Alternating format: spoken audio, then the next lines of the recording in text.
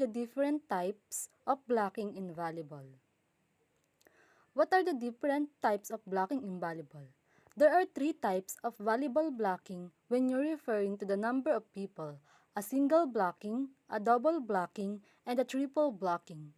Then there are different types of based on techniques: blocking line, blocking cross court, soft blocking, and swing blocking. What does a blocker do? In volleyball, blocking is when you deflect the ball delivered from the opposing team's attacking hit. The main responsibility of a blocker is to block the ball back in the opposing team court. Think of it as playing goalie in soccer or hockey. You're trying to keep the ball out of by guarding your zone. Type of blocking by number of players. Single blocking. While not the most effective type of blocking, a single block allows the back row to dig or pass more easily and prevent a free kill. When you're playing against tough competition, your team may be scattered and scrambling, and this may be the only kind of blocking you can do on many play. When your opposition is running multiple hitter on approach, you may have to divide and each be ready to single block if necessary. Double blocking. Two blockers focus attention on the opposition hitter to deflect the attack ball at the net. However, the player is closest to being in front of attacker becomes the primary blocker.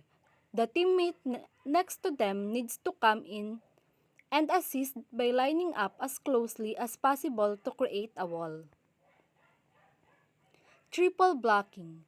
While more hands available to deflect the ball and deter the play, triple blocking is the most effective type. All three front row players jump in unison to create this triple block. This really becomes the goal when you're facing a dominant hitter that you need to shut down. If you can mount a solid wall, the hitter will be forced to play around or over it, which will give you back row a much easier ball to defend. Soft blocking strategy. Soft blocking is a form of blocking the ball just enough to keep in a play.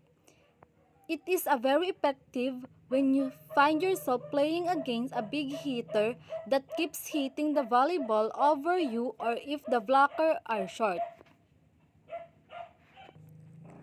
Split blocking strategy.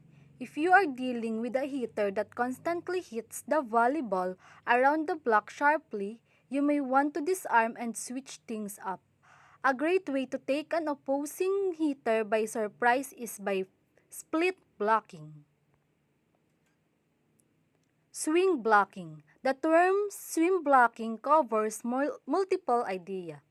Number 1. Swing blocking is a modified jumping technique that uses forward stepping across the horizontal space of the net, planting your inside foot, a twisting step, combined with a swinging arm motion to generate more thrust upward and lunging arm motion that penetrates over the net towards the ball.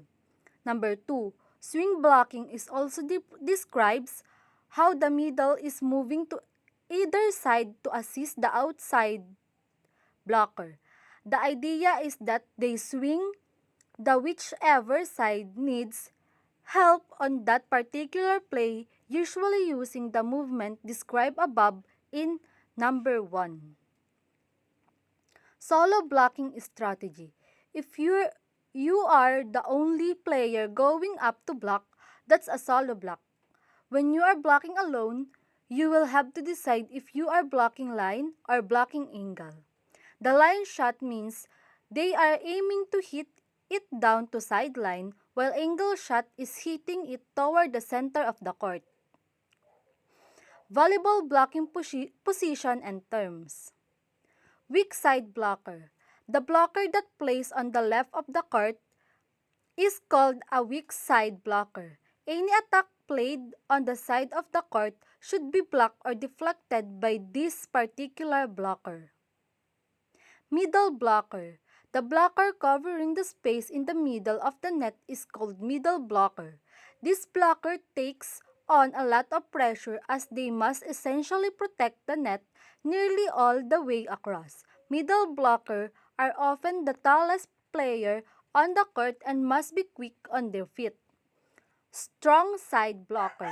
While the weak side blocker protects the left side of the court, the strong side blocker protects the right side.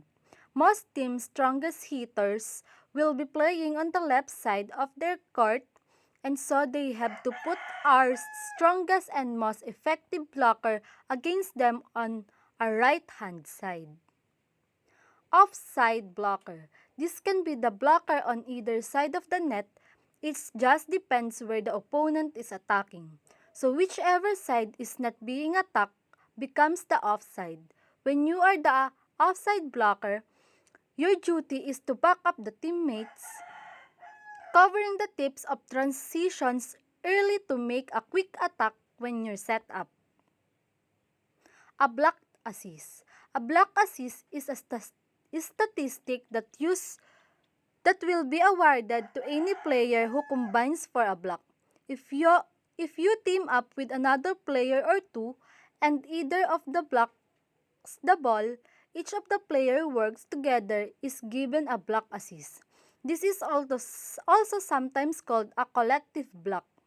Sealing or closing the block. Whenever a block is being made, there is a primary blocker.